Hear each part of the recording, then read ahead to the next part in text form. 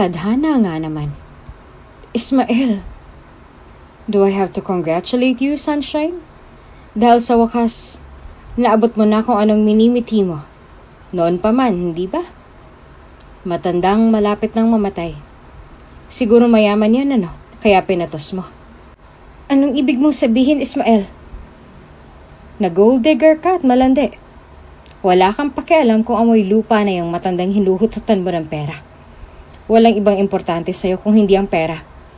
Kahit na nakakababa na ng dignidad yung ginagawa mo, patuloy ka pa rin. Alam mo ba kung bakit, Sunshine? Dahil gold digger ka. Malandi ka. Hindi niya na nagawa pang ituloy ang sasabihin nang sandaling makatanggap siya ng isang malakas na sampal mula sa dalaga.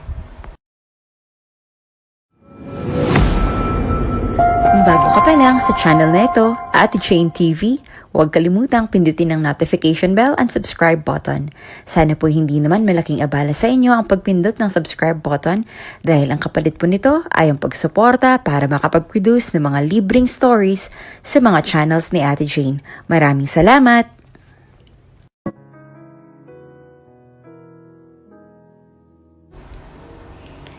Hindi kailanman naging biro ang sakripisyo ng isang magulang para sa kanilang mga anak. Hindi rin kailanman mapapantayan ng kung anumang bagay sa mundo. Lahat ng paghihirap ng mga magulang natin, maibigay lamang ang lahat ng mga gusto at pangarap natin. Ang sabi nga nila, walang magulang ang hindi kayang sumuporta at magsakripisyo para sa kanilang mga anak. Gagawin nila ang lahat ng makakaya nilang gawin para lang sa ikabubuti ng buhay ng kanilang mga supling. Paano kung dumating sa puntong bumaliktad ang mundo? Yung tipong ikaw na ngayon ang sinisingil ng tadhana sa lahat ng naging sakripisyo ng mga magulang mo noon.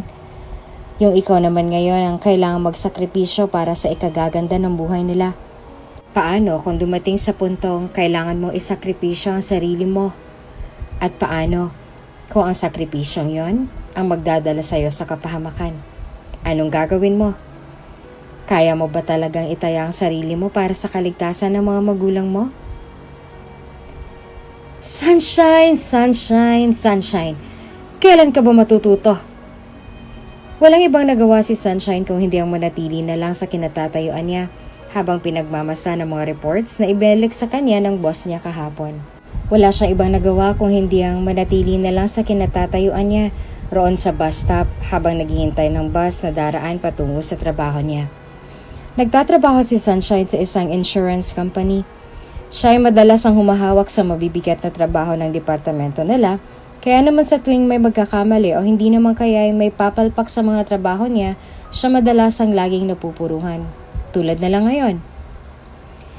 Ilang beses ko na tong ni-revise pero bakit mali pa rin? Ulit niya pang singhal sa sarili. Hindi kalaunan ay may huminto ng ang bus sa harap ng kinatatayuan niya. Hinintay niya na lang na may bumaba sa bus stop na yon bago siya nagdesisyong sumakay at naghanap na nga ng bakanteng upuan sa loob na pwede niyang upuan. Medyo punuan ang bus na sinakyan niya. Mabuti na lang at may nakita siyang bakante sa pinakalikod. Kaya naman hindi na siya nagdalawang isip pa na magtungo roon at doon na nga umupo. Abala siya sa paghahanap ng mali sa ginawa niya nang sandaling makatanggap siya ng tawag mula sa boss niya. Tulad ng nakagawian ay samot-saring sermon na naman ang natanggap niya ng mga oras na yon. Kaya naman hindi na naman siya nagtaka pa nang sandaling mag-iba ang mood niya para sa araw na yon. Gusto niya na ngang mahiya dahil tila ba lahat ng katabi niya sa bus na yon ay narinig lahat ng sermon sa kanya ng boss niya para sa kanya. Kaya naman hindi na rin siya nagtaka pa nang sandaling makita niyang titig sa kanya ng mga nakaupo malapit sa pwesto niya. That old hag! Singhal niya pagkatapos niyang patayin ng tawag nito sa kanya. Tingin niya ba ganun lang kadali lahat ng pinapagawa niya? Kung makapag-utos siya, wag kasi. Bilong minimum lang naman ang pasweldo niya. Dagdag niya pang singhal. Bumaling siya sa katabi niyang lalaki at halos umangat ang labi niya na makita niya itong abala sa librong binabasa niya. Sa itsura nito ay tila ba wala man lang itong pakialam sa paligid niya. Ni hindi nga niya alam kung narinig nga ba ng lalaki itong komprontasyon na lang dalawa ng boss niya kanina.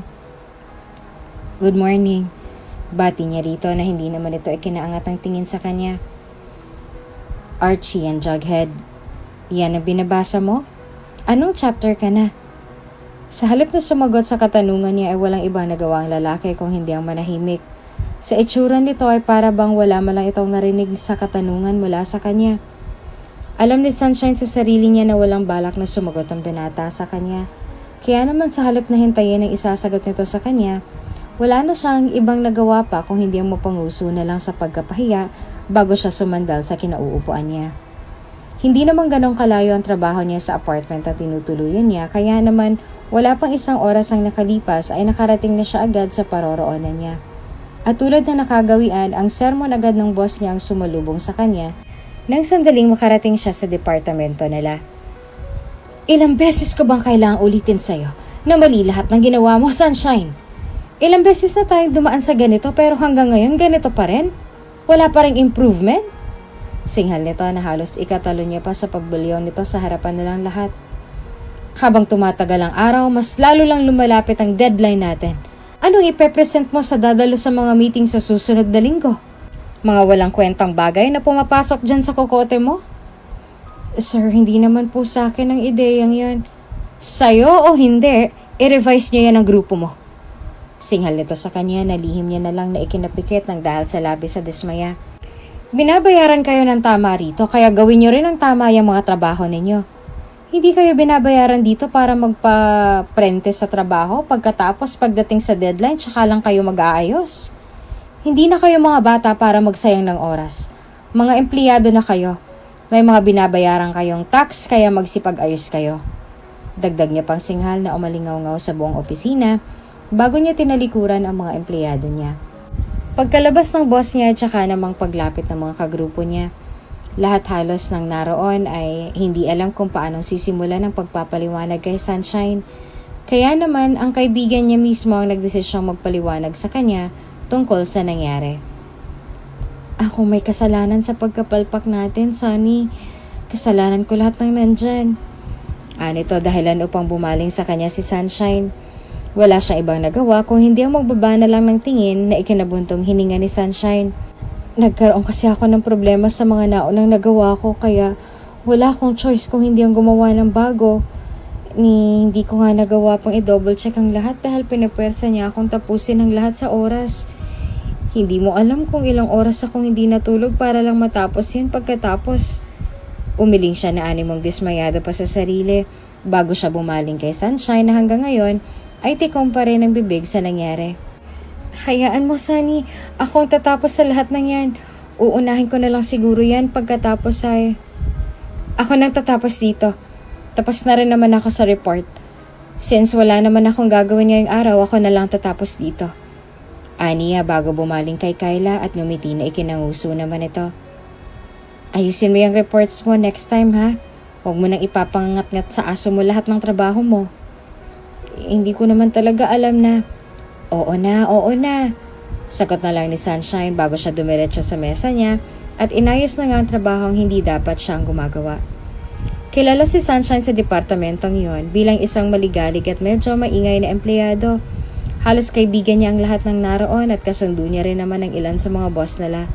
Siguro ay sadyang bago pa lang ang boss niya sa departamento nila ngayon, kaya naman ganito na lang ito kung makipag-usap sa kanilang lahat. Sa bagay, may karapatan naman talaga siyang maging strikto dahil tulad nga ng sinabi nila, nasa trabaho sila at binabayaran ng maayos. Sa trabaho, hindi naman mahalaga kung kalapit mo ang isa't isa. Ang importante sa trabaho ay nagagawa mo lahat ng ipinapagawa sa'yo. Kumbaga, walang kaibigan, ika nga nila. Pagkatapos sambutin ni Sunshine lahat ng trabahong hindi naman dapat siyang tumatapos, hindi kalaunan ay tuluyan na siyang tumayo mula sa upuan niya at nag-inat. Dahil nga sa sinikap niyang tapusin ang trabahong yon, hindi na rin naman siya nagtaka pa ng sandaling abutin siya ng gabi roon. Wala nang ibang kasamahan niya kaya naman siya na lang mag-isang naglalakad ngayon sa koridor. Iginabi na po kayo, Mama. Sambit ng gwardya na nakabantay ngayon sa labas. Nakangiti niyang pinirmahan ng logbook bago siya bumaling ng tingin dito. May tinapos lang, Kuya. Aniya na tinanguan naman ito. Mauna na po ako. Magandang gabi po ulit. Ingat kayo, Ma'am. Tulad ng nakagawian, tahimik siyang nagabang ng bus na masasakyan. Mabuti na lang at may isang huminto sa gilid niya kaya naman hindi na siya nagdalawang isip pa na dumiretso sa loob at maghanap ng bakanting upuan. Sa pinakaduloy may nakita siyang lalaking pamilyar sa mga mata niya. Kung hindi siya nagkakamali ay ito yung lalaking nagbabasa ng comics kaninang umaga na question niya na hindi ba lang sumagot sa katanungan niya. Unti-unting umangat ang labi niya na makita ito bago siya nakangiting umupo sa bakanting upuan na nasa gilid nito. Tadhana nga naman. Pagpaparinig niya rito. Bago niya inayos ang sarili at natatawang bumaling sa binata na hindi malang bumaling ng tingin sa kanya. Good evening ulit. Kanina ka pa ba? Sa halip na sumagot ay nanatili lang natikom ang bibig nito. Mukhang kakasakay mo lang ha. Siguro dito ka rin sa BGC nagtatrabaho ano? Sa corp ka rin ba? Sa halip na sumagot ay walang ibang nagawa ang lalaki kung hindi ang tumalikod sa kanya at tuluyan nang humarap sa bintanang nasa gilid niya. Agad na namulang mukha ni Sunshine ang dahil sa ginawa nito. Kaya naman para lang maibsan ang pagkapahiyang nararamdaman niya, wala siyang ibang nagawa kung hindi ang tawanan na lang ito. Okay, I got it. Ayaw mong makipag-usap. Sabit niya bago siya sumandal sa upuan niya. People nowadays, takot na takot makipagkilala. Hindi naman ako mukhang mambubutol ah. Sa ganda kong to. Mukha ba ako mambubudol? Natatawa niyang dagdag bago siya umismid sa hangin. Wala akong sinabing ganon. Sagot ng binata sa kanya dahil ano pang bumaling siya ng tingin dito. Eh bakit kasi hindi ka nakikipag-usap sa akin? I don't even know you. Hindi mo naman kasi sinabi na gusto mo muna ako makilala bago mo ako kausapin. I'm Sunshine by the way. Sabit ni Sunshine bago ngumiti sa kanya at naglahad ng kamay na tinitigan lang ng lalaking katabi niya. And you are? Sa halip na tanggapin ang kamay niya, walang ibang nagawa ang binata kung hindi ang lihim na lang na umismid sa kanya. Sa katunayan nga ay bad mood siya buong maghapon. Ayaw niya namang singhalan ng dalaga kaya naman sa halip na makipag-usap dito o hindi naman kaya tanggapin man lang ang nakalahat nitong kamay, wala siyang ibang nagawa kung hindi ang lihim na lang na umismid dito bago siya tuluyang nanahimik. Alam ni Sunshine na walang balak na tanggapin ng lalaking yon ang kamay niya, kaya naman ngingisi-ngisi niya itong binaba at hindi na muling nagsalita pa. Sa kabilang banda, wala namang iba nagawa si Ismael kung hindi ang lihim na pagmasdan ng dalaga. Mukha naman ito mabait. Sa unang tingin ay aakalain mo itong inosente at hindi makabasag pinggan. Ngunit sa oras na bumukas ang bibig nito, dito na ako, see you tomorrow. Sabit nito bago ito nagmamadaling bumaba ng bus. Mula sa bintana ay walang ibang nagawa si Ismael kung hindi ang lihim na pagmasdan ng dalaga. Bago pa man tuluyang umandar ang bus, muling lumingon si Sunshine sa bintana kung nasaan ang binata. Halos mapangiti siya nang makita niya itong nakatitig sa gawin niya, kaya naman wala siyang ibang nagawa kung hindi ang kumaway dito. Ngunit sa halip na gumanti rito, tuluyang sinarado na lang ni Ismael ang kortina sa gilid niya para lang matabunan nito ang dalagang yon. Ang buong akala niya ay iyon na ang una't huli nilang pagkikita ng dalaga. Ngunit mukhang nagkamali siya sa inakala niya dahil sa mga sumunod na araw, tila ba tadhana na rin mismo ang gumagawa ng paraan upang magkita sila. Tadhana nga naman. Paunang sabit ni Sunshine bago siya umupo sa gilid ni Ismael na hindi naman ito kinibo. Ang init ng araw ngayon ano? Hindi pa masyadong nagpapakita ang araw pero lusaw na lusaw ka na sa sobrang init. Ang init sa Pilipinas, grabe. Alam mo ba kung may pagpipilian lang ako, mas gugustuhin ko na lang manirahan sa ibang bansa kaysa rito. Balita ko, presko sa Egypt. Alam ba ng babaeng to na disyerto yung bansang tinutukoy niya? Tanong ni Ismael sa sarili niya at hindi niya na rin binigyan pa ng boses. Alam niya kasi na hindi hihinto ang dalaga sa pagsasalita kung papatulan niya lahat ng sinasabi nito. Kaya naman sa halip na questionin nito ay nanatili na lang natikom ang bibig niya. Lumaki si Ismael sa isang mayamang pamilya. Sa halip na gamitin ang yaman niya upang bumili ng sarili niyang kotse, ay mas ninanais niya na lang na mag-commute araw-araw papasok sa trabaho. Naniniwala kasi siya na makakabawas sa trapiko sa Pilipinas kung magko-commute lang siya tulad ng ibang commuters. Minsan ay tinatawanan siya ng mga pinsan niya dahil sa opinion niya tungkol sa bagay na yon. Ngunit sa halip na patulan ng lahat ng yon ay nanatili na lang natikom ang bibig niya. Hindi kailanman naging importante para sa kanya ang opinyon ng iba. Kaya naman sa tuwing makakarinig siya ng salita tungkol sa kanya, mas ninanais niya na lang na manahimik at magsawalang kibo. Bakit niya nga naman po problemahin ang iniisip ng ibang tao gayong magkakaiba naman sila ng opinyon sa mga bagay-bagay? Kailan nga ba naging importante para sa kanyang opinyon ng ibang tao? Kung responsable lang talaga lahat-lahat ng tao, hindi mauuwi sa ganitong lahat. Alam mo ba na tao lang din ang problema sa kung bakit numinipis ang ozone layer? Kung hindi dahil sa mga tao, edi sana hindi ganito kainit sa Pilipinas ngayon. Dagdag pang sabit ni Sunshine na hindi niya kinibo. Araw-araw ay may bagong topic at issue si Sunshine na binibigyan niya lang ng boses sa tuwing magkakasama sila sa isang bus ng binata. Sa mga sumunod na araw ay animong paulit-ulit na nagkukrus ang landas na lang dalawa sa bus na yon. Hindi niya rin maipagkakailang unti-unti na rin siyang nasasanay sa presensya at sa boses nitong paulit-ulit na rumihirehistro sa alaala niya.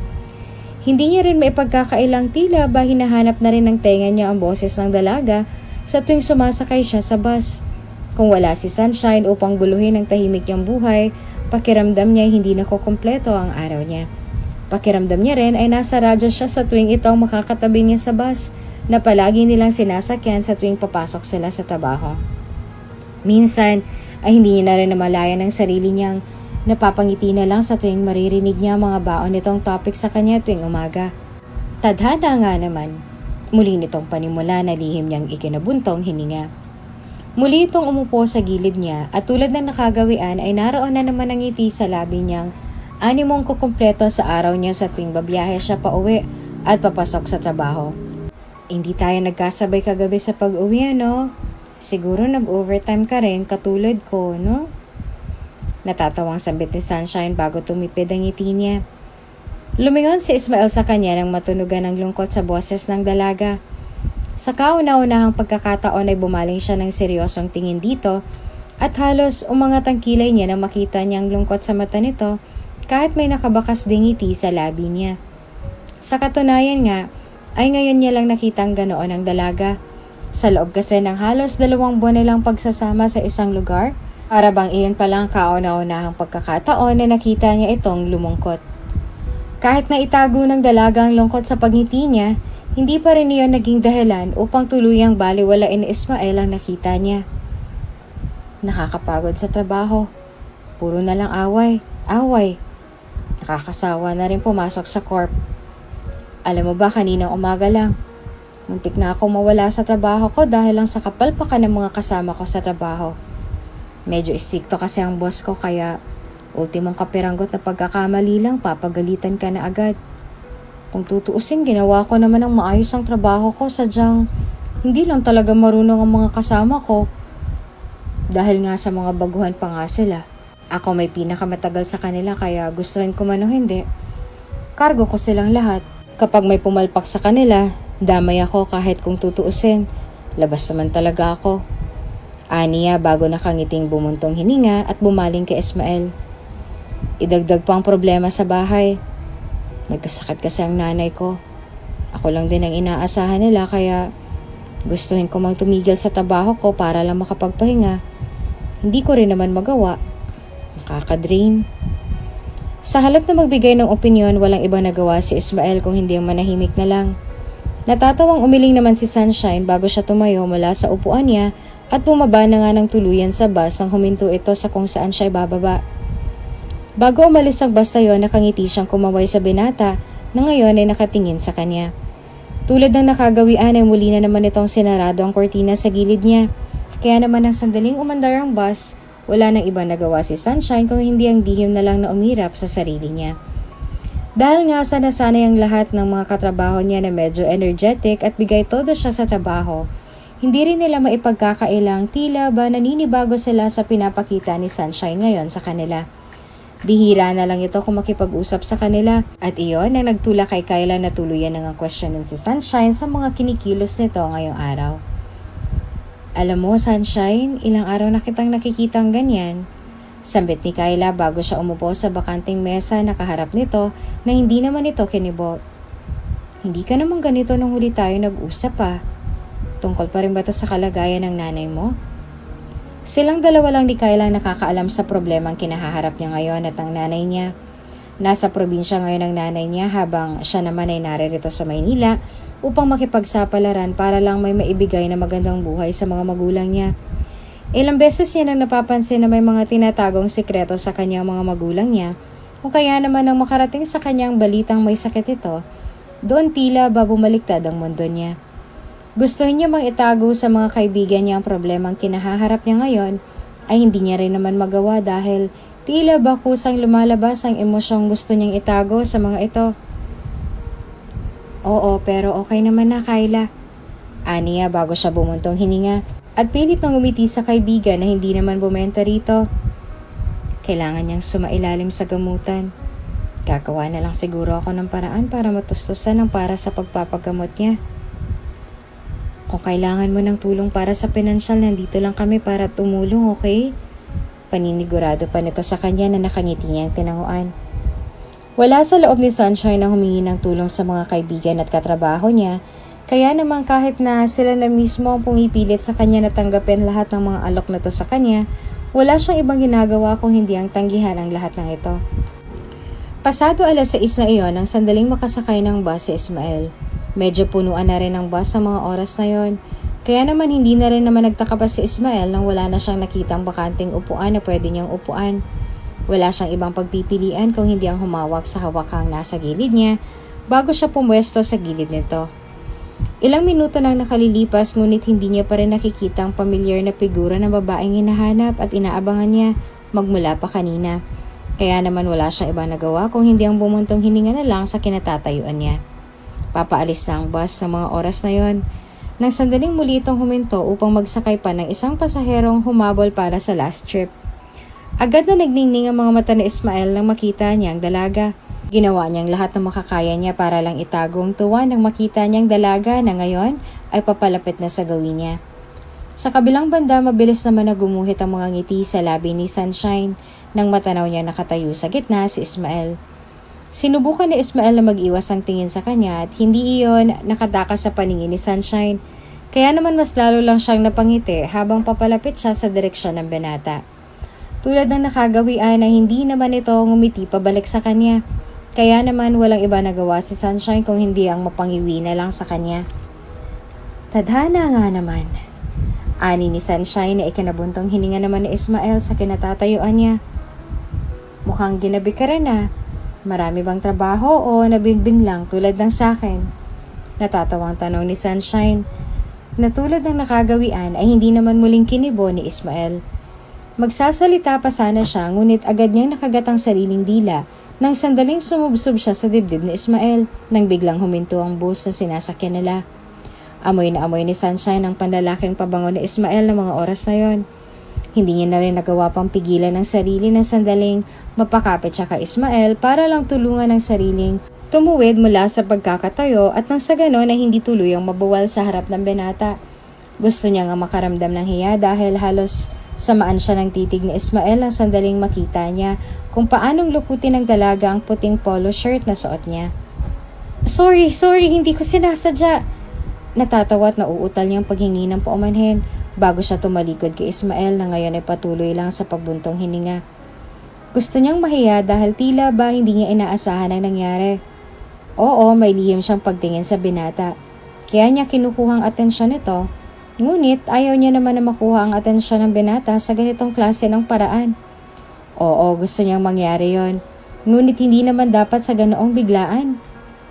Hindi naman siya desperado para sa atensyon ng binata, no?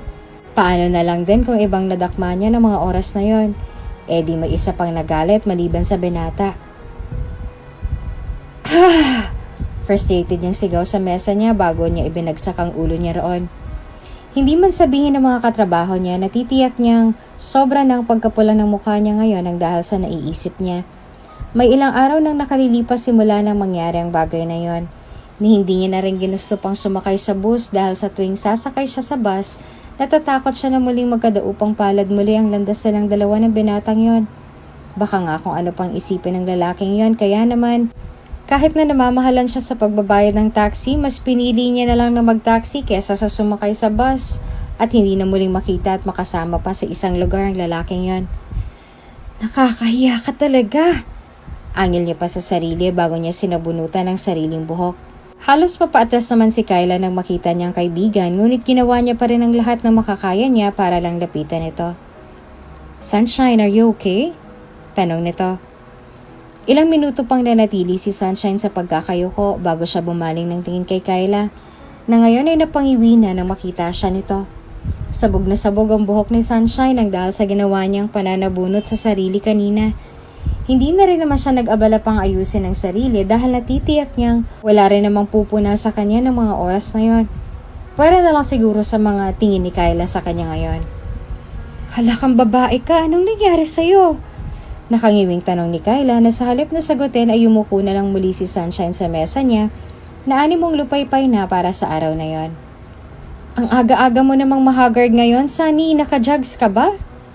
Please lang, Kyla, wag na muna ngayon. Marami akong iniisip. Sagot ni Sunshine sa kanya na marahan niya na lang na tinawanan. Anong ginagawa mo rito, Kay? Hindi ba sabi ko sa'yo, hindi mo na kailangan pang magbigay ng suporta?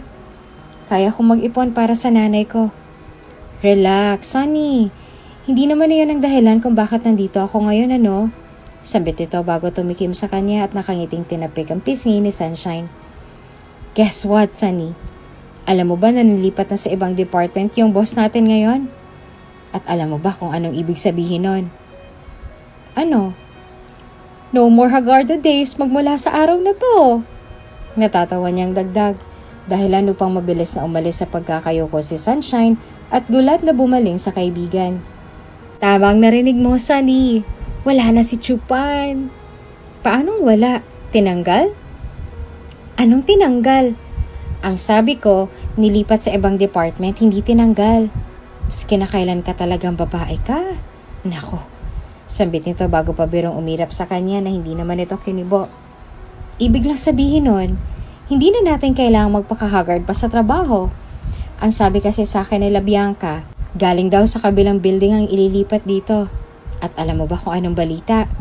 Anak daw mismo ng chairman. Kumbaga, ang magiging manager natin si area na to, mismong anak na ng chairman. Istrikto rin daw at gwapo. Okay lang kung magpaka-istrikto siya sa atin. At least gwapo, hindi ba? Nakakatamad kasing pumasok sa trabaho kung istrikto at mukhang galing sa ilalim ng lupa ang boss natin tulad ni Chupan. At least anak ng chairman, hindi na tayo lugi. Anito bago natatawa at animong kinikilig na hinampas ang balikat niya na inismera na lang ni Sunshine. Sa halip na kumibo ay walang ibang nagawa si Sunshine kung hindi ang muli na lang na yumuko sa mesa niya.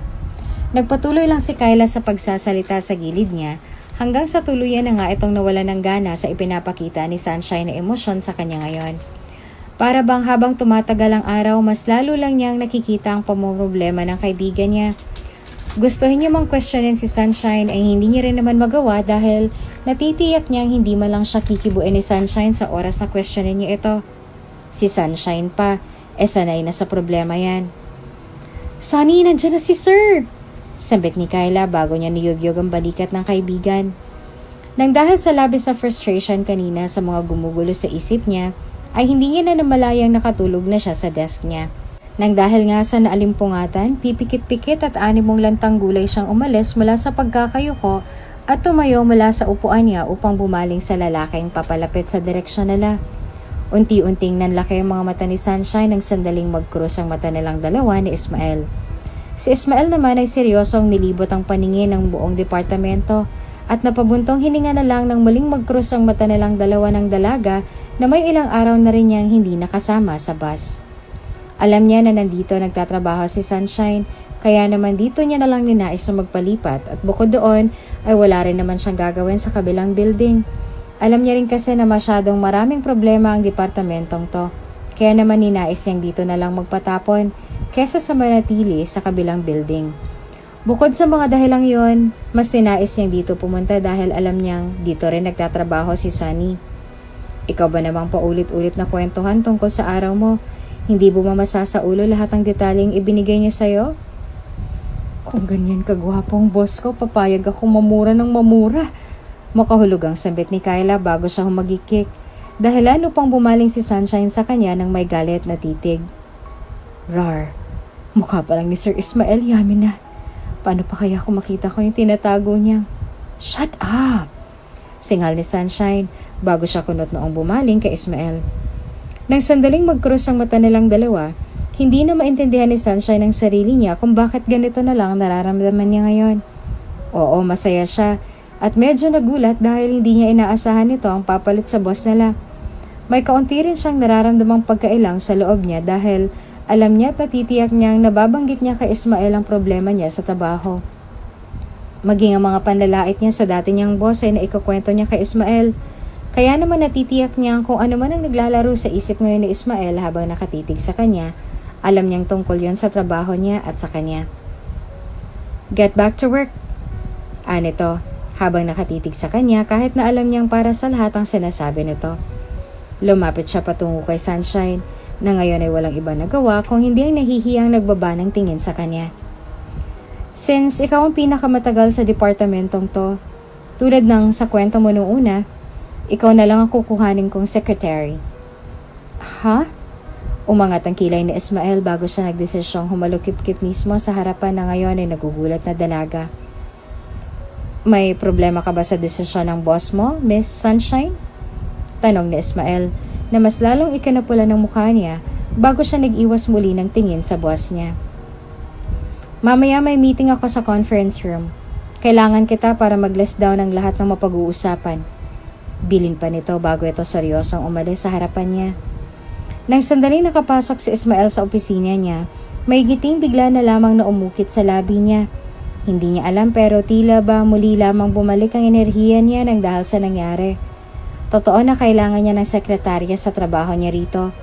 Kailangan niya rin ng babaeng mag-a-assist sa kanya sa lahat at natitiyak niyang hindi siya kailanman magkakamali sa pagpili sa dalaga kahit na baka sa mukha nito na tila ba wala sa loob niya magtrabaho para sa kanya. Anong problema, Sunshine? Ang akala ko ba'y gustong-gusto mo ng atensyon ko?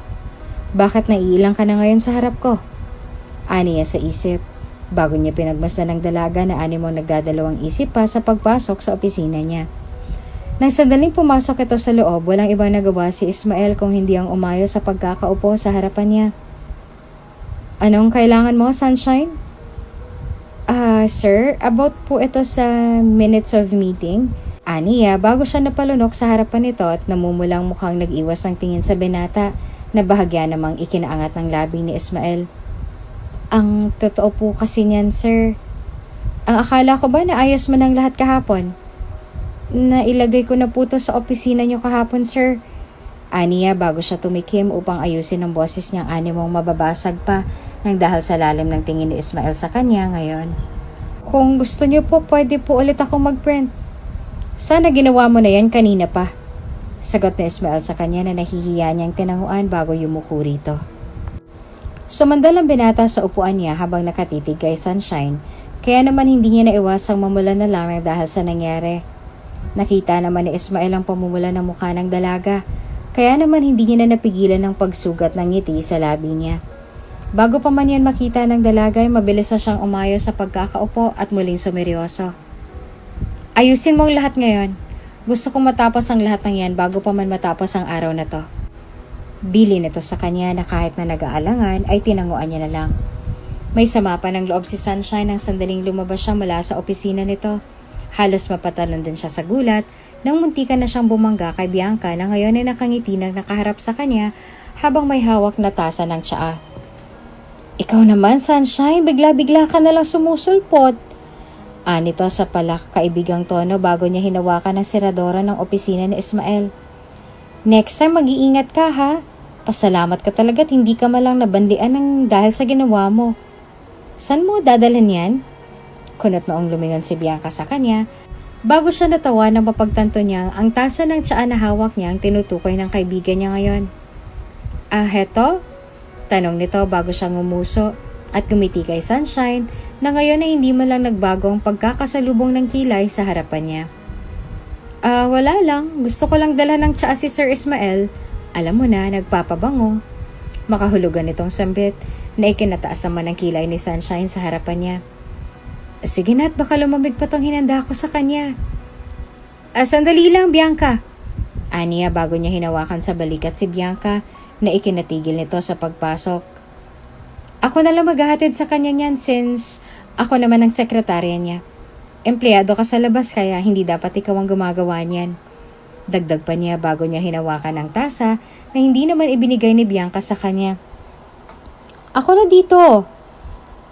Ako ang naghanda nito para sa kanya, Sunny. Sambit nito bago hinatak mula sa kamay niya ang tasa na hindi naman niya binitiwan. Pero ako ang sekretarya niya, Bianca.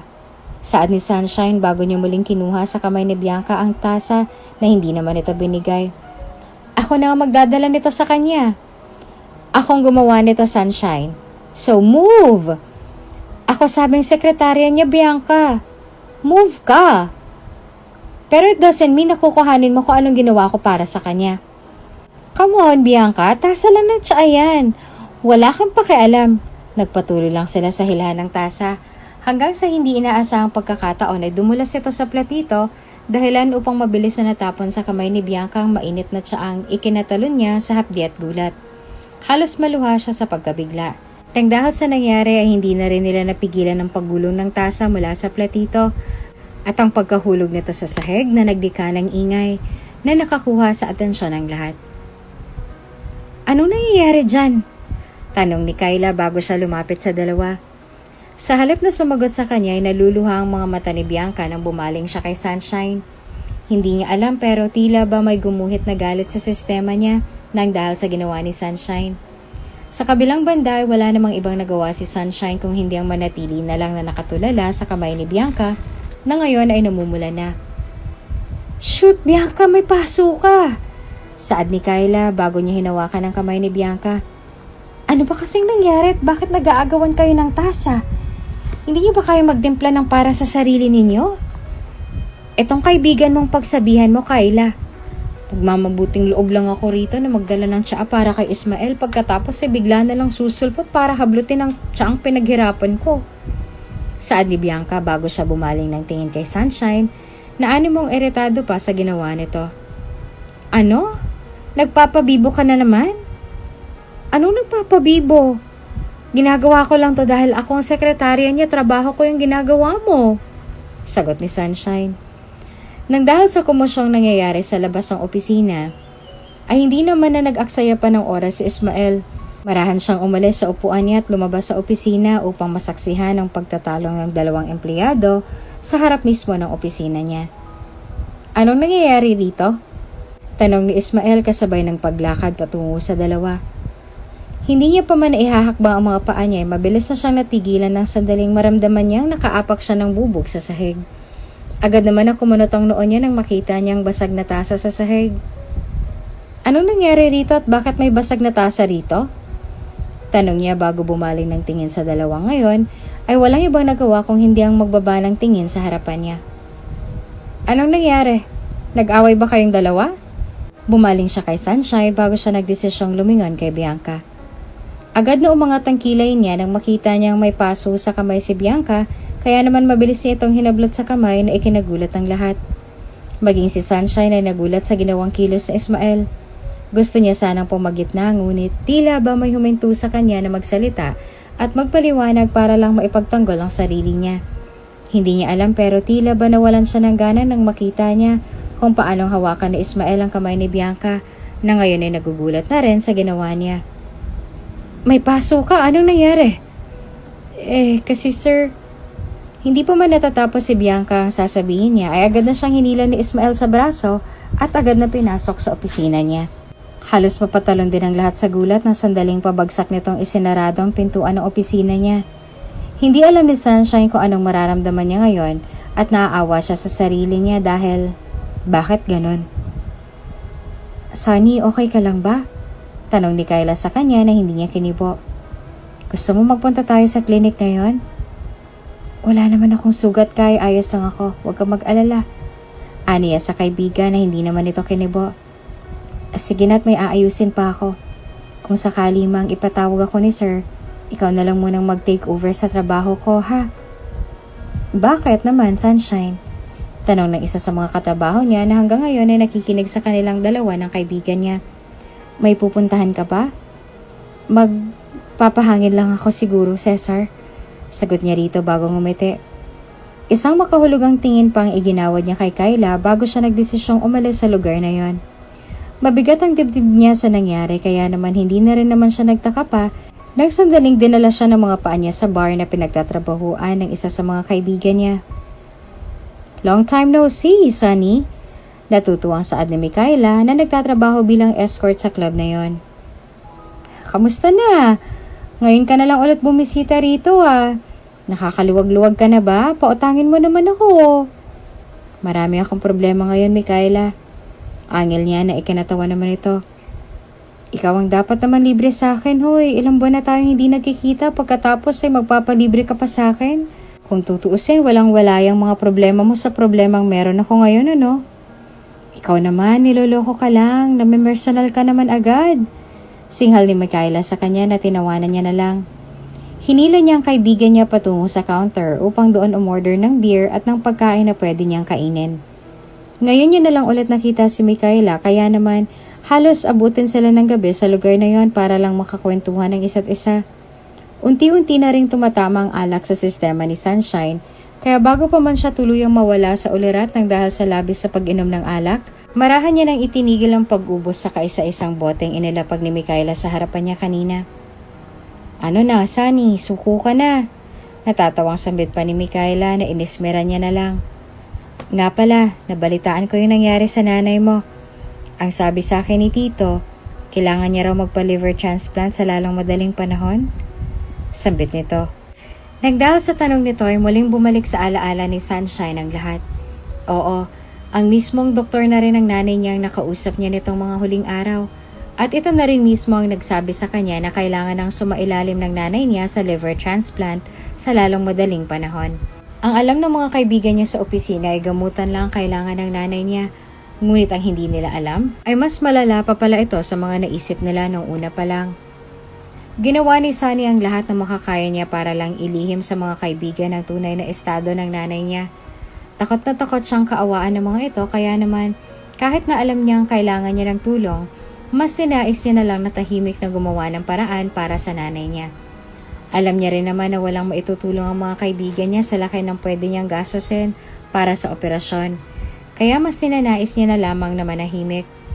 Wala namang mangyayari kung ibahagi niya sa mga ito ang tunay na nagpapagulo sa buhay niya ngayon. Ayaw niya rin namang kaawaan siya ng mga ito kaya naman mas minabuti niya na lang na ilihim ang lahat ng ito sa mga kaibigan niya. Paano para sa transplant? Tanong ni Mikaela sa kanya na mababa sa tono nito ang kuryoso. May naisip ka na bang pwedeng mahiraman para sa transplant ng nanay mo? Sa ngayon ay pagluluna lang nakikita akong paraan. Hindi pa ako sigurado pero kapag nakahanap ako ng paraan o ng mahihiraman, baka manghiram na lang muna ako. Aniya bago bumaling sa kaibigan at ngumiti rito na hindi naman ito ginantihan. Sa totoo lang ay may kakilala si Mikaela na maaaring makatulong sa kaibigan niya. Ngunit hindi siya nakasisigurado kung magagawa nga ba itong tanggapin ng kaibigan niya. Kilala niya si Sunshine at alam niyang hindi magagawa ng kaibigan niya ang mga planong lumilitaw ngayon sa isipan niya. Kaya naman sa halip na ibahagi ito sa kaibigan ay mas sinais niya na lang na manahimik. Kinabukasan ay 6 lantang gulay na pumasok si Sunshine sa trabaho niya. Tulad na nakagawian ay nagtaksi na lang ulit siya kaya naman hindi niya na rin muling nakakasalubong pa si Ismael sa bus terminal. Para saan pa ba kung sasabay siya rito? Bakas din naman sa mukha ni Ismael na wala siyang interes sa dalaga. Kaya naman bakit pa nga ba siya magsasayang ng oras para lang magpapansin sa binata? At isa pa'y halata namang mas gusto ng lalaking yon si Bianca. Nabigyan lang ng resibo lahat ng suspetsa niya sa dalawa nitong nakaraan nang dahil sa nangyari kahapon. Ni hindi man lang siya nito kinamusta o tinanong kung may sugat nga bang talaga siya. Sa halip na tanungin kung okay nga lang ba siya, ay mas ninais niya na lang na hilahin si Bianca at ikulong sa opisina niya. Ni hindi niya nga alam at wala nga siyang balita sa kung ano nga bang nangyari sa dalawa kahapon. Hindi niya alam pero tila ba may pagtatampo at selos siyang nararamdaman ngayon para sa dalawa. Kung totoo ngang tipo ni Ismael si Bianca, bakit hindi niya paligawan? Di magligawan kayong dalawa, pakaalam ko sa inyo. Singal niya sa sarili bago siyang ngumuso at pumasok sa departamento kung saan siya nagtatrabaho. Saan ka nagpunta kahapon? Agad na napatalon si Sunshine sa gulat at agad na bumaling ng tingin kay Ismael na ngayon ay nakahalukip-kip lang na nakasandal sa pintuan ng opisina niya habang mariin na nakatitig kay Sunshine. Bakas ang galit sa mga mata nito habang nakatitig sa kanya, kaya naman walang ibang nagawa si Sunshine kung hindi ang nanginginig at nalilito na lang na napaduro sa sarili niya. Ako sir? May iba pa bang tao rito? Tanong ni Ismael bago bumaling ng tingin sa kabuuan ng departamento na animong ghost town dahil sa kawalan ng empleyado. Lumapit siya kay Sunshine na ngayon ay walang ibang nagawa kung hindi ang umatras sa kinatatayuan niya hanggang sa napasandal na siya sa mesang nasa likuran niya. Napansin niyo ni Ismael kaya naman mas lalo lang rumiin ang titig niya sa dalaga. San ka nagpunta kahapon, Sunny? Tanong niya na mistula ngayon lang siya nito tinawag sa palayaw niyang yon. Nag-enjoy ka ba sa The Coastal kasama ng mga matatandang kasama mo kagabi? The Coastal? Tanong ni Sunshine bago niya hinawakan sa dibdib si Ismael. Dahilan upang unti-unti itong balingan ng tingin ng binatang kaharap niya. Anong matanda at paano mong nalamang nasa The Coastal ako kagabi? Tanong ni Sunshine sa kanya. Hindi kumibo si Ismael. Sa halip ay nanatili lang yung titig nito sa pareho niyang kamay na ngayon ay nakadantay sa dibdib nito. Ramdam na ramdam ni Sunshine sa mga palad niya ang pagtibok ng puso ng binata. Kaya naman nang maramdaman nito ay hindi na siya nagdalawang isip pa na marahang itulak palayo si Ismael sa kanya na ikinakunot naman ang noon nito. At isa pa lumayo ka nga, hindi ako makahinga sa'yo. Baka may makakita sa ating dalawa sa ginagawa mo, mahiya ka naman. Anya, dahilan upang sarkastikong ngingisi-ngising nag-iwas ang tingin sa kanya si Ismael na hanggang ngayon ay nakatayo pa rin sa harapan niya. Paano mo nalamang nasa The Coastal ako kagabi? Siguro sinusundan mo ako, no? At bakit naman ako magsasayang ng oras na hanapin ka, Sunshine? Tanong ni Ismael bago siya bumaling ng tingin sa dalaga na ngayon ay walang ibang nagawa kung hindi ang suminghal sa harapan niya. Nalaman ko mula sa isa sa mga kaibigan mo sa departamentong to kung nasan ka kagabi. Silang nagsabi sa akin na doon ka nagpunta. Sino sa kanila? Sige nga. Bakit ko naman sasabihin sa'yo? Malay ko sa'yo, baka nagsisinungaling ka lang. Patanong na sagot ni Sunshine sa kanya na ikinakunot lang ng noo niya. At isa pa, wala ka na ron kung magpunta man ako sa mga club. At kung may kasama man akong matanda, wala kang pakialam. Hindi nga kita pinapakialaman kay Bianca. Pagkatapos ay makikialam ka sa akin ngayon? Sinong Bianca? Tanong niya na inismeran lang ni Sunshine. Nang hindi na siya sumagot ay wala nang ibang nagawa pa si Ismael kung hindi ang matawa na lang sa mismong harapan niya.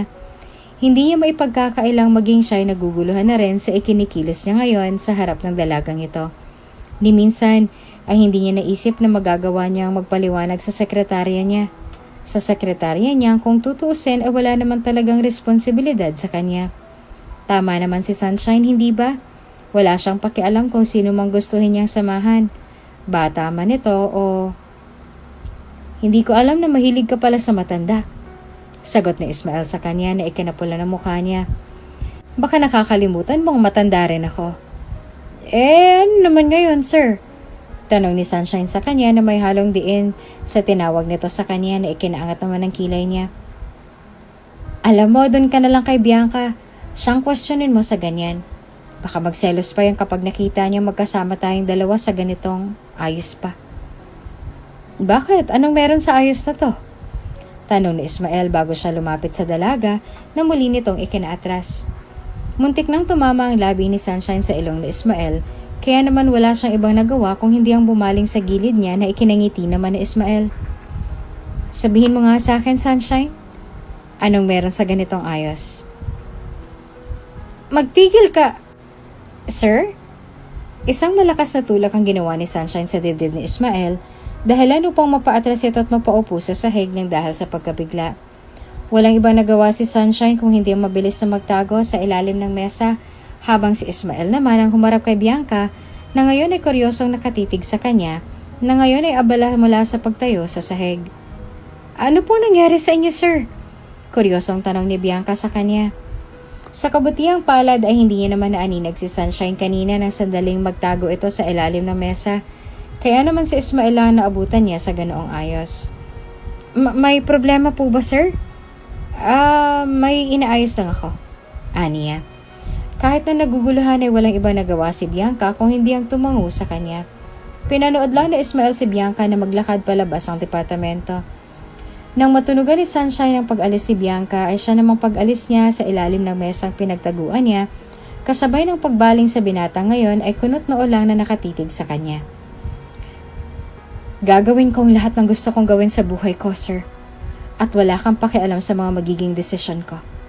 Matanda man o bata, wala ka nang pakialam sa gugustuhin ko. Aniya bago siya umismid at naglakad palayo sa binata. Bago pa man siya tuluyang makaalis sa lugar na yon, ay muling nagsalita si Ismael na ikinatigil niya sa paglalakad bago siya bumaling ng tingin dito. Ipagtimpla mo ako ng kape kung ganon. Anito bago nag-iwas ang tingin sa kanya na ikinakunot ng noo niya. Ano?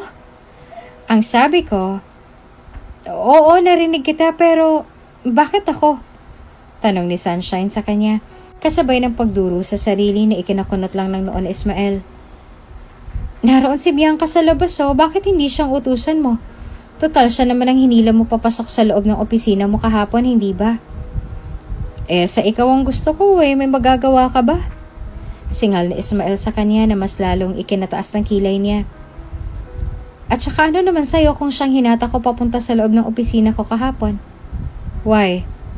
Are you jealous? Bakit naman ako magsiselos hindi naman kita gusto? Then shut the fuck off at sundin mo na lang kung anong inuutos ko sa'yo. Singal pa ni Ismael bago siya nagdesisyong tumalikod sa dalaga na hanggang ngayon ay nagugulat pa rin sa inakto niya. Madalas siya kautusan ni Ismael kaya naman wala siyang ibang nagagawa kung hindi ang sumunod na lang dito. Wala itong ibang ginagawa kung hindi ang utusan siya. Kulang na lang ay itali siya nito sa loob ng opisina niya. Kaya naman gustuhin niya mang makatakas sa kamay ni Ismael ay hindi niya rin naman magawa dahil sa dami ng trabahong ipinapagawa nito sa kanya. Maging sa pag-uwi ay gusto nitong makasabay ang dalaga sa pagsakay sa bus. Minsan ay hindi napipigilan ni Sunshine na mapangiti. Kaya kahit na may pagtatampo at kaunting galit sa binata, hindi niya na rin maipagkakailang muli ulit na umusbong ang nararamdaman niya para kay Ismael. Napapansin ko lagi na para bang gusto mong palagi tayong magsabay sa pagpasok at pag-uwi, Ismael. Aniya ng sandaling makasakay ulit sa loob ng bus. Yung totoo, may gusto ka ba sa akin? Bakit? Maganda ka ba? Pardon? Don't ask me. Singhal na Ismael sa kanya na inismera niya na lang. Nang makita ang reaksyon ng dalaga ay walang ibang nagawa si Ismael kung hindi ang lihim na lang na mapangiti. Hindi niya maipagkakailang tila ba unti-unti niya na rin nagugustuhan si Sunshine. Tulad nga ng palaging sinasabi ng mga kaibigan niya sa opisina, tila ba isang bolang enerhiya ni Sunshine sa departamentong yon. Napansin din ni Ismael na sa tuwing masaya si Sunshine, masaya rin ang buong departamento nila. At kapag naman malungkot si Sunshine, animong walang kiburin ng mga kasama niya sa trabaho. Maging siya ay nahahawa na rin sa ganoong routine nila sa trabaho. Kaya naman hindi niya napipigilang mapangiti na lang sa tuwing maaalala niya ang tungkol sa bagay na yon. Sa mga sumunod na araw ay madalas sila kung magsama ni Sunshine sa iisang lugar. Hindi niya alam kung paanong nangyayari pero tila ba gumaan ang pakiramdam sa kanya ng dalaga nitong mga nakaraang araw.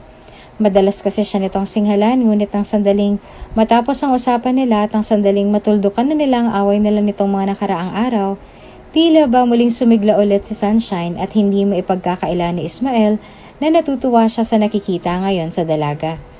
Tila ba bumalik ang madaldal at medyo maligalig na dalagang nakilala niya sa bus may 6 na buwan na rin ang nakalilipas. Bukas kailangan ko ng report na yan. Kung matatapos mo ngayon, mas mainam. Pero kung hindi mo talaga kaya, ipagpabukas mo na lang tulad ng dati. Bili niya bago niya inayos ang coat na suot niya. Dahil lalo pang binalingan siya ng tingin ni Sunshine. May aatinan lang akong meeting ngayon. Baka gabihin na rin ako. So, hindi tayo magsasabay sa pag-uwi niyan? Tanong ni Sunshine. Dahil lalo pang umangat ang kilay niya na bumaling siya ng tingin dito. Sabi ko nga, hindi na. Medyo marami-rami ang pag-uusapan namin sa meeting kaya baka hindi na rin ako makasabay sa'yo. Kung hihintayin mo naman ako, baka abutin ka ng hating gabi. Sagot ni Ismael sa kanya bago niya inayos ang cufflinks niya at muling bumaling sa dalaga. Mauna na ako. Walang ibang nagawa si Sunshine kung hindi ang tumango sa kanya. Sa kabilang banda naman, sa halip na manatili pa roon ng ilang minuto ay nagpasya na lamang si Ismael na umalis at magmadali na ngang talaga. Gusto niya mang humabol sa pag-uwi ng dalaga ay hindi niya naman magawa dahil sa patong-patong niyang trabaho. Pagkatapos kasi nag-meeting nila ngayon sa Met, ay dediretso pa siya sa chairman kaya naman natitiyak niyang hindi na siya makakahabol pa kahit nagustuhin niya pa man. Sa kabilang banda ay may nararamdaman namang kakaiba si Sunshine sa sistema niya. Hindi niya alam kung bakit pero tila ba may pagtatampo siyang nararamdaman ngayon. Sa halip na intindihin pa ang tungkol sa bagay na yon, ay nagdesisyon na lang siyang umuwi na lang. Pag uwi sa bahay ay agad nang humilata si Sunshine sa kama niya. Hindi niya alam kung bakit pero tila ba sobrang bigat ng pakiramdam niya ngayon. Kanina sa trabaho ay madalas kung kumabog ang puso niya sa hindi maipaliwanag na dahilan. Kaya naman hindi niya tuloy maiwasang mangamba. Lahat ng pangambang nararamdaman niya ng mga oras na yon ay nagbigyan ng kasagutan ng sandaling tumawag sa kanya ang tatay niya at agad na ngang ibinalita ang tungkol sa nangyari sa nanay niya. Anak, kailangan sumailalim sa agarang transplant ng nanay mo. Hagulgol nito sa kabilang linya, dahilan upang mapayuko na lang siya sa mesa niya. Hindi namin alam kung saan tayo kukuha ng pera niyan para sa operasyon. Nasasaktan din ako sa tuwing makikita kong nanghihina at naninilaw ang nanay mo. Ang sabi ng mga doktor na nakausap namin ay medyo palyado na talagang atay niya. Marami pa itong sinabi at panaliwanag sa kanya ng gabing yon na hindi niya na nagawa pang sundan ng dahil sa labis na pag-aalala. Ang alam niya na lang ngayon sa sarili niya ay kailangan niya nang maghanap ng pera at mauutangan para sa liver transplant ng nanay niya sa lalong madaling panahon. Saan naman ako kukuha ng 3 milyon? Tanong ni Sunshine sa sarili habang nakasandal sa mesa at napailing na lang. Sa tabi niya ay walang ibang nagawa si Micaela kung hindi ang matahimik na lang. Gusto niya nga sana magbigay ng suhestyon sa kaibigan, ngunit sa tingin niya ay hindi pa siguro ito ang tamang pagkakataon para doon. Ayaw niya rin namang mapahiya kay Sunshine kaya naman mas sinais niya na lang na manahimik hanggang sa may nakikita naman akong solusyon sa problema mo, Sunny. Ani niya na hindi na makapagpigil pa dahilan upang bumaling ng tingin sa kanya si Sunshine. I mean, may nakikita akong paraan pero hindi ko alam kung kakayanin mo nga bang pasukin kung anong solusyon ang pumapasok sa isip ko ngayon. Lumapit siya ng tuluyan kay Sunshine at marahang bumulong sa kaibigan na unti-unting ikinalaki ng mga mata nito. Alam kong makakakuha ka kaagad ng pera para sa operasyon ng nanay mo sa madaling paraan kung susundin mo ang sinasabi ko pero saad nito bago umayos ang pagkakaupo at nagkibit ng balikat sa kanya. Pero yun ay kung masisikmura mo lahat ng magiging kapalit para sa operasyon ng nanay mo. Dagdag pa ni Micaela na hindi niya kinibo. Sa kabilang banda ay agad naman na nakaramdam ng kung ano si Ismael sa dibdib niya nang hindi niya nasaksihan si Sunshine ng umagang yon. Ni hindi niya malang ito nakasabay sa bus kanina sa kauna-unahang pagkakataon. Kaya naman hindi niya rin naiwasang makaramdam ng kuryoso. Ito pa lang ang kauna-unahang pagkakataon na nag-absent si Sunshine ng araw ring iyon. Kaya naman hindi niya naiwasang makaramdam ng pagtataka. Bakit nga ba hindi pumasok si Sunshine ngayong araw? Hindi ko rin po alam sir at wala naman po akong ideya. Sagot ni Kyla na hanggang ngayon ay abala pa rin sa pagtawag sa numero ng kaibigan niya na hanggang ngayon ay hindi naman ito sinasagot. Kanina ko pa nga po siyang tinatawagan pero hanggang ngayon ay hindi niya pa rin ako sinasagot. Pati nga po kami nag-aalala na rin. Noong una ay sinagot niya naman ako kaninang umaga pero ngayon talagang wala po talaga Out of reach po talagang numero niya. Marahang tumango sa kanya si Ismael bago siya nagdesisyong bumuntong hininga na lang at nagdesisyon na ngang bumalik sa opisina niya. Tulad ni Kyla ay patuloy lang din siya sa pagtawag sa numero ni Sunshine. Kanina lang ay nagre-ring pa ang numero ng dalaga pero nang sandaling bumalik siya sa opisina niya at nang muli niyang tinawagan ng numero ng dalaga ay nakapatay na ito ngayon. Kinabukasan ay ganong muli ang nangyari. Hindi niya na naman nakasabay sa bus ang dalaga kaya naman hindi niya naiwasang makaramdam ng kuryoso. Kung may sakit si Sunshine ay natitiyak niya namang magsasabi ito sa kanya.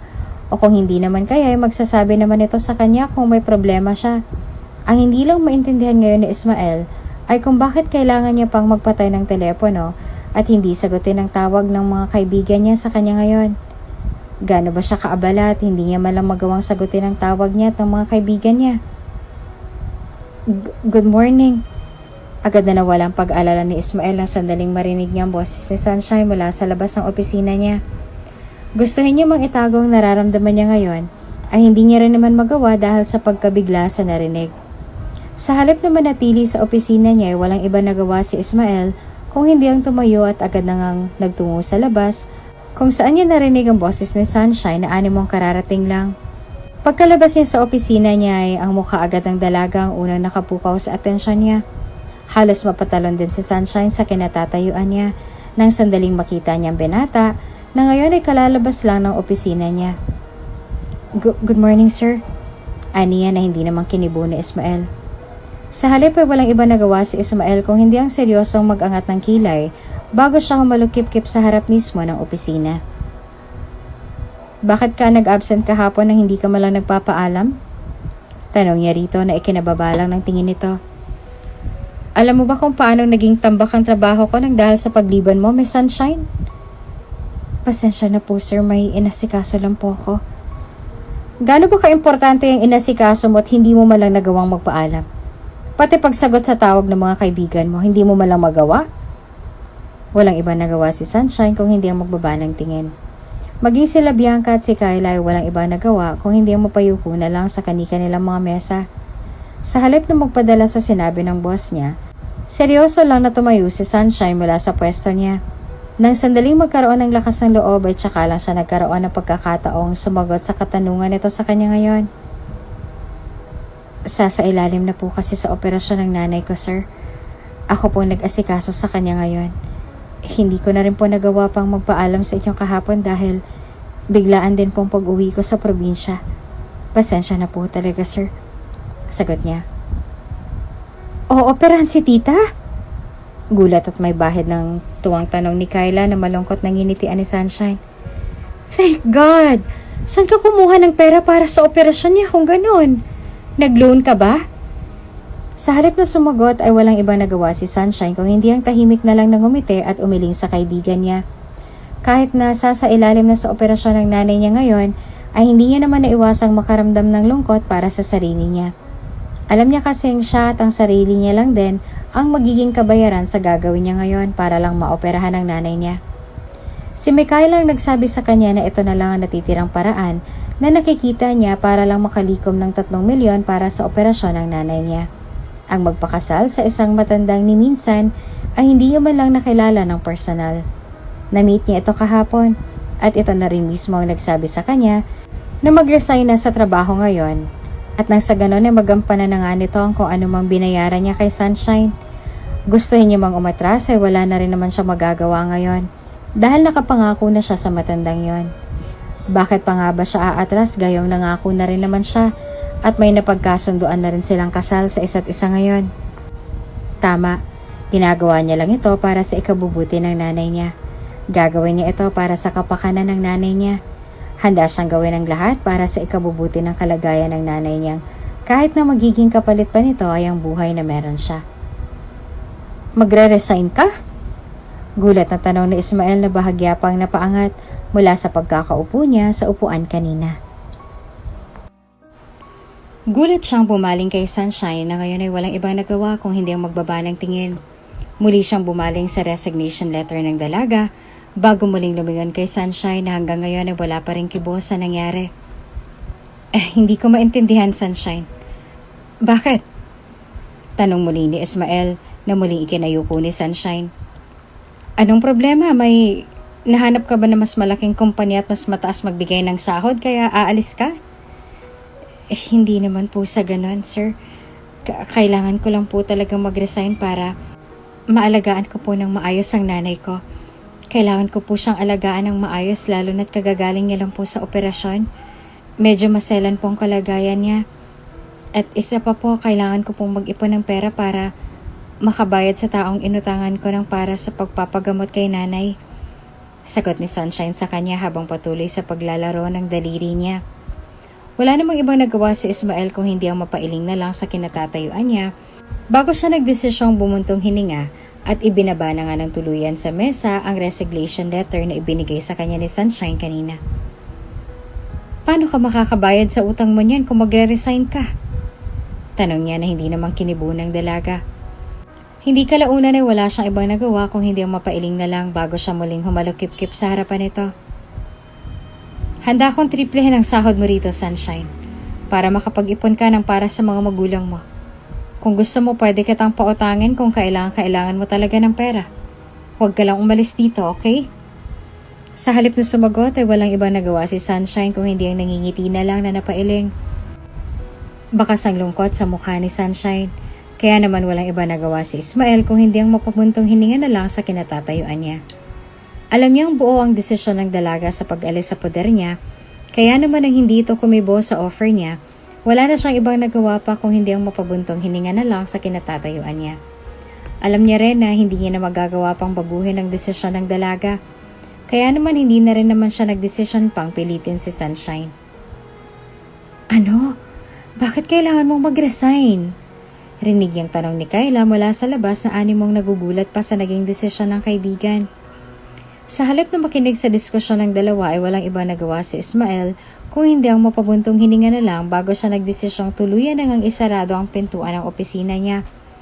Ayaw niya man sa desisyon ng dalaga ay wala na rin naman siya magagawa pa dahil buo na ang desisyon nito sa pag-resign. Hindi niya rin naman ito magagawang itago at piliting baguhin ang desisyon niya para sa sarili niya. Kahit na ilang beses niya pa mang mag-offer ng malaking pera sa dalaga ay patuloy lang ito sa pagtanggi sa lahat ng offer niya. Marahil siguro ay gustong-gusto talaga ni Sunshine na umalis sa trabaho niya at nang sa ganon ay maalagaan niya ng maayos ang nanay niya kaya naman hindi na rin siya nagdesisyon na pilitin at kontrolin ang dalaga. Bakit niya nga ba kokontrolin si Sunshine kung buo na rin naman ang desisyon nito sa pag-alis sa kumpanya niya? Sa kabilang banda, wala namang ibang nagawa si Sunshine kung hindi ang tahimik na lang na maluha habang mahigpit ang pagkakahawak niya sa duvet na nakabalot sa katawan niya. May 2 buwan ang nakalilipas simula nang mangyari ang lahat at simula nang pinakasalan niya ang matandang ngayon ay walang ibang nagawa kung hindi ang tatawa-tawang nag-aayos ng sinturon sa gilid niya. Kung makaiyak ka dyan, parang hindi ka nag-enjoy sa ginawa natin Tanong nito bago nakangising bumaling sa kanya na hindi niya naman nilingon. Anong pakiramdam? Nakakababa ba ng dangal? Marahil siguro ay nagsisisi ka na. Wala Ikaw ang may gusto nito. Kaya mong magsakripisyo para sa mga magulang mo. Kahit na maging kabayaran pa nito ang sarili mo. Makahulugan pa nitong sambit bago natatawang umiling at dumiretso sa banyo para magayos. Walang ibang nagawa si Sunshine kung hindi ang mapapikit na lang bago niya muling hinigpitan ang pagkakahawak sa cover na nakakubli sa mura niyang katawan. May 2 buwan nang nakalilipas ngunit hanggang ngayon ay sariwa pa rin sa kanyang lahat. Bakit niya nga ba naisip na ibenta na lang sarili niya sa lalaking yon? Bakit nga ba sa halip na magsipag sa trabaho ay mas ninais niya na lang na ibenta ang sarili niya? Sa bagay, kahit sino naman na hindi kakayaning mag-ipon ng 3 milyon, kahit nasabihin pa nilang bigyan pa siya ng 1 taon ng matandang yon sa pagbabayad sa kanya. Lolokohin niya man ang sarili niya. Alam niya sa sarili niyang hindi niya magagawang makapag-ipon at makalikom ng 3 milyon sa loob lang ng 1 taon. At isa pa'y kailangan na ng nanay niya ng pera para sa operasyon niya. Sino ba naman siya para tangihan pa ang alok na yon? Kung alam niya sa sarili niyang para rin naman ito sa ikabubuti ng nanay niya. Pagkatapos ng halos 2 buwan niyang pagkakatali sa matandang yon, huli na ang lahat ng mapag-alaman niyang leader ng isang sikat na sindikato ang matandang bumili sa kanya. Alam niya sa sarili niyang sa oras na may gawin siyang labag sa kalooban nito, alam niyang ito na rin ang huli para sa kanya. Hindi na rin naman siya magtataka pa kung sakali mang madamay siya sa oras na magkahulihan dahil asawa niya ang matandang yon. Gustuhin niya man o sa hindi, ay wala na rin siyang taka sa arrangement na ito. Mahina ba siya dahil nagawa niyang piliing itapon ang sarili niya sa hukay na yon kesa sa lumaban? Mahina ba siya dahil nagawa niyang ibenta ang sarili niya para lang sa ikabubuti ng kalagayan ng nanay niya? Mahina ba siya dahil nagawa niyang isakripisyo ang sarili niya para sa kalagayan ng isa sa mga taong nagsakripisyo rin sa kanya noon nung maliit pa siya? Mahina ba siya dahil sa halip na magtrabaho, ito ang naisip niyang paraan para lang mapahaba ang buhay ng isa sa mga taong kumupkup sa kanya noon? Madalas siya kung isama ng matandang yan sa lahat ng events na pinupuntahan nito. Sa kabutihang palad naman, sa loob ng halos 3 buwan niya na pagkakatali sa arrangement na yon, ni minsan ay hindi man lang siya nito sinama sa mga underground activities nito kasamang iba pang mga sindikato. Kaya naman kahit na papaano ay nakakahinga pa rin siya ng maluwag. Alam niya rin kasi na magiging ligtas siya kung hindi siya isasama ng matandang yon sa lahat ng lakad niya, kaya naman kahit na papaano ay nagpapasalamat pa rin siya. "Nice seeing you here, Evander." Bati ng isang ginang na nakausap nila bago nila ito kinamayan. Nanatili lang si Sunshine sa pagkakakapit sa braso ng matandang iyon habang tinutunto nila ang main hall ng galang dinaluhan nila. Ang tahimik na pakikipagkamay ni Sunshine sa lahat ng mga naroroon ay unti-unting natibag, lalo na nang sandaling magkrus ang mata nilang dalawa ng lalaking may 3 buwan niya na ring hindi nakikita. "Sunshine?" Hindi makapaniwala ang sagot ni Ismael. Habang nakatitig sa dalaga ngayon ay nakatitig pa rin sa kanya. Walang iba nagawa si Sunshine kung hindi ang mag-iwas ng tingin sa kanya bago nila tinunton ang kabilang bahagi ng hall. Sa kabilang banda wala namang iba nagawa si Ismael kung hindi ang natitigilan na lang na pagmasdan ng dalaga na maglakad palayo kasama ng matandang yon. Kilala niya si Evander at ang mga illegal nitong gawain, kaya naman natitiyak na nasa peligro ang buhay ni Sunshine kung ito nga ang kasama niya ngayon. At isa pa, bakit niya kasama ang matandang yon gayong miyembro ng isang sindikato ang lalaking yon? Alam ba ng babaeng yun ang pinasok niya? May galit sa tono niyang bulong sa sarili habang pinagmamasdan niya si Sunshine na maglakad palayo kasama ng matandang yon. May galit ding namuo sa sistema niya kanina nang sandaling makita niya ang ilang mga pasa at sugat sa braso ng babaeng nakita niya kanina. Hindi iyon mga basta-bastang pasa at peklat, dahil natitiyak niyang alam niyang pinagkaiba ng sugat at pasa na sinadya sa hindi. At base rin sa reaksyon ni Sunshine kanina, natitiyak niyang may kakaibang nangyayari sa dalaga. Ngayon sa kamay ng matandang iyon, kaya naman bago pa man mahuli ang lahat, mabilis niya nang kinuha ang telepono niya at agad ang tinawagan ng numero ng sekretarya niya. "Yes, sir? Gusto kong imbestigahan mo ang tungkol kay Evander Yapsay at sa bago niyang babae. Gusto ko makuha ang report sa kanila within this day." Aniya bago niya tuluyang pinatay ang tawag. Sa kabilang banda ay agad naman na nakahinga ng maluwag si Sunshine nang hindi niya na muling nakita pa si Ismael. Ni hindi na rin naman siya nito sinundan pa sa kung saan sila dumiretso ng matandang kasama niya. Kaya naman kahit na papaano ay nakahinga na rin siya ng maluwag. Kung sakali mang nilapitan siya ni Ismael kanina, natitiyak niya malalagay silang dalawa sa alanganin. Medyo seloso rin kasi ang matandang kasama niya, kaya naman kahit nagustuhin niya mang kausapin si Ismael ngayon o hindi naman kaya ay kamustahin man lang niya ang binata, ay hindi niya rin naman magagawa dahil natatakot siya. Alam niya kasi kung saan siya pupulutin sa oras na magselos ito. Kaya naman bago pa man may mangyari ang lahat ng yon, mas gugustuhin niya na lang natitigan sa malayo si Ismael. "Lalabas lang ako saglit," aniya sa matandang kasama niya. Isang titig lang ay ginawad sa kanya ng matanda bago ito lumapit sa tenga niya upang bumulong na ikinahinga niya na lang ng malalim. "Bumalik ka rin dito," anito na marahan niyang tinanguan bago ito bumaling sa ilang bisita na kausap niya. Magmula pa kanina. Malungkot niyang tinungo ang daan patungo sa labas habang may hawak na baso ng wine sa kabilang kamay niya. Hindi niya alam kung bakit pero tila ba umaalo ng sikmura niya ngayong gabi. Hindi niya alam kung dahil ba ito sa pagkikita nilang dalawa ng lalaking gusto niya noon pa man, o baka naman may iba pa siyang nararamdaman ngayon bukod pa roon. Aminin niya man o sa hindi ay hindi niya maitatangging natutuwa siya na muling makita si Ismael. Ngunit hindi niya rin naman maipagkakailang na bigla siya at medyo naiilang dahil bakit sa dinami-rami ng lugar na pwede nila magkita, bakit sa ganitong klase ng event pa? Hindi niya rin maitatangking tila ba nababother na rin siya ngayon sa kung ano mang iisipin ni Ismael sa kanya ngayon, lalo na sa kung anong nakita niya kanina. Mas tinais niyang umalis sa trabaho niya para lang magpakasal sa matandang iyon, kaya naman natitiyak niyang maaaring iba na rin ang naglalaro sa isipan niya ng binatang iyon. Hindi niya rin napigilang mapangiti na lang sa hangin habang iniisip niya kung ano nga bang magiging itsura ni Ismael sa oras na aminin niya ang tungkol sa bagay na iyon. Pandidirihan nga ba siya nito o baka naman ipagkakalat siya sa mga kaibigan niya kung ano nga bang problemang pinasok niya ng mga oras na yon? Imposible. Imposibleng ipagkalat ni Ismael ang tungkol sa bagay na yon dahil kilala niya ang binata. Hindi naman naging magandang umpisa ng samahan nilang dalawa. Kahit na ganoon ay nakasisigurado pa rin siya na hindi gagawin ni Ismael ang bagay na yon para lang masiraan siya. Pwera na lang kung... Tadhana nga naman. Agad na natikilan si Sunshine sa kinatatayuan niya nang muli niyang marinig ang pamilyar na boses ng lalaking yon. Hindi niya rin napigilan ang sarili niyang kamay nang sandaling manginig ito nagdahil sa narinig. Agad niyang nabitawan ang baso ng wine na hawak niya dahil lalo pang maglikha ito ng ingay dulot ng pagkabasag sa sahig. Mabuti na lang at walang gaanong tao sa lugar na yon kaya naman walang nakapansin sa kanilang dalawa. Hindi niya na rin napigilan pa ang sarili niyang bumaling sa lalaki ngayon ay nakatayo na sa gilid niya at masama na rin nakatitig sa kanya. Ismael, do I have to congratulate you, Sunshine? Dahil sa wakas naabot mo na kung anong minimiti mo noon pa man. Natatawang tanong ni Ismael na nagmistulang sarkastiko na ikinatigil ng dalaga. Matandang malapit nang mamatay. Siguro mayaman yan kaya pinatos mo. Anong ibig mong sabihin, Ismael? Na gold digger at malandi ka? Patanong na sagot ni Ismael na unti-unting ikinamilog ng mga mata niya nang dahil sa labis na gulat.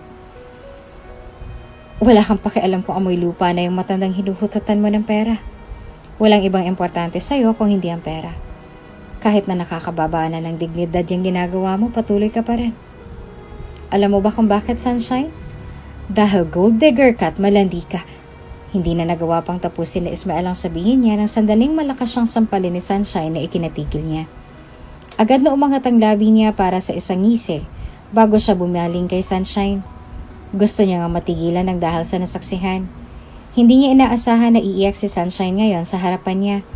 Kaya naman may minsan pang pumasok sa isip niya na aruin ang dalaga at bawiin ang sinabi niya na hindi niya na rin naman nagawa ng dahil sa pagkabigla. Wala ka sa posisyon para husgan ako ng ganyan, Ismael. Ani niya kasabay ng malalim na buntong hininga at paglandas ng luha sa gilid ng mga mata niya na bahagyang ikinatigil na Ismael. Hindi mo alam at wala kang ideya sa kung anong sinasakripisyo ko. Para lang mapunta ka sa ganyang sitwasyon? Natatawang tanong ni Ismael sa kanya na hindi niya nakinibo. Maraming paraan para kumita ng pera, Sunny. Pwede ka magtrabaho sa akin. Kayang-kaya kitang bigyan ng malaking sahod. Doblehin, triplehin. Kahit na basta't bumalik ka lang sa akin. Hindi ko kailangan ng pera mo, Ismael. Kaya ka nandito sa ganitong sitwasyon na to, Sunshine. Nagpapatawa ka ba? Natatawa niyang tanong na hindi naman kinibo ng dalaga. Gusto mo talagang maipit sa ganitong klase ng sitwasyon, ha? Dahil Dahil mayaman siya? Hindi mo ba kaya makontento sa kung anong meron ka, Sunshine? Binababoy mo ang sarili mo sa matandang yan. Binababa mo lang ang dignidad mo. Alam mo ba kung anong pinapasok mo? Kilala ko ang matandang yan. Sindikatong gagong yan. Alam mo ba kung anong mangyayari sa'yo sa oras na maipit ka sa mga iligal niyang gawain at negosyo? Singhal pa niya bago niya hinawakan ng mariin ang braso ni Sunshine dahil pang muli niyang makita ang mga peklat at pasa sa braso nito. Ito ba yung pagmamahal na gustong-gusto mo, Sunshine? Yung sinasaktan ka? Bitawan mo ko! Singhal ni Sunshine bago niya binawi ang braso sa binata na ikinangisi na lang nito. Wala kang pakialam, Ismael. May pakialam ako sa'yo, Sunshine. Dahil mahal kita. Sigaw ni Ismael sa mismong harap niya na ikinatigil niya. Muli niyang kinuha ang braso ni Sunshine at ang dahil sa panghihina sa narinig ay hindi niya na ito muling binawi pa sa binata. Ni minsan hindi pumasok sa isip kong saktan ka ng ganito, Sunshine. Pagkatapos ng lalaking yan, hinayaan mo lang. Anong nangyari rito sa braso mo? Sige nga, pagmamahal ba to? Ha? Bitiwan mo ako. Ina naman, Sunshine. Natatawang singhal ni Ismael bago niya muling binitawan si Sunshine na ikinatigil naman ito. Ilang minuto pa muna siyang tumalikod sa dalaga upang pakalmahin ang sarili niya bago siya muling lumingon dito. Anong nangyari sa braso mo, Sunshine? Sinasaktan ka ba niya kapag kayong dalawa lang? Sa halip na sumagot ay walang ibang nagawa si Sunshine kung hindi ang tahimik na lang na lumuha at humikbi sa harapan niya. Hindi niya na rin nagawa pang sagutin ang tanong ni Ismael kaya naman walang ibang nagawa si Ismael kung hindi ang mahina na lang na natawa. Binigyan kita ng malaking sahod, Sunshine. Pero anong ginawa mo? Tanong ni Ismael sa kanya, bago muling galit na bumaling sa dalaga na ngayon ay walang iba nagawa kung hindi ang lumuha sa harapan niya. Talagang mas pipiliin mo ang ganitong paraan. Wala kang alam, Ismael. Naiiyak niyang sambit bago siya humikbi at muling pinunasan ng mga luhang mabilis na dumaloy sa gilid ng mga mata niya. Wala kang alam. Hindi mo alam ang lahat at wala kang ideya sa lahat ng nangyayari sa buhay ko. Bumaling siya ng galit na tingin kay Ismael na kunot noon naman itong binalik sa kanya. Muntik ang mawala sa akin ang buhay ng nanay ko. Kaya wala akong choice kung hindi ang gawin to. Kinakailangan ko ng 3 milyon para sa liver transplant niya. Doon ko nakilala si Evander sa club na pinapasukan ng kaibigan ko. At siyang nangako sa akin na tutulong sa lahat ng gastusin sa operasyon at pagpapagaling ng nanay ko. Ang matandang yun ang tumulong sa akin, Ismael. Kung sinabi mo lang sa akin nung una pa lang na kailangan mo ng pera, tingin mo ba hahayaan kong mangyari ang lahat ng ito, Sunshine? Oo. Dahil alam kong wala ka rin maitutulong sa akin tulad nila. Malandi na ako malandi para sa'yo, Ismael. Wala akong pakialam sa kung anong iisipin mo pagkatapos ng pag-uusap natin to. Wala akong pakialam sa kung anong tingin mo sa akin. Ang ginagawa ko lang ngayon, nagsasakripisyo ako para sa buhay ng iba. Alam mo kung bakit? Dahil ganun ang pagmamahal, Ismael. Aniya bago siya dismayadong umiling sa kanya na ikinatahimik niya. Kaya wala kang karapatang husgahan ako. Hindi kita hinuhusgahan, Sunshine.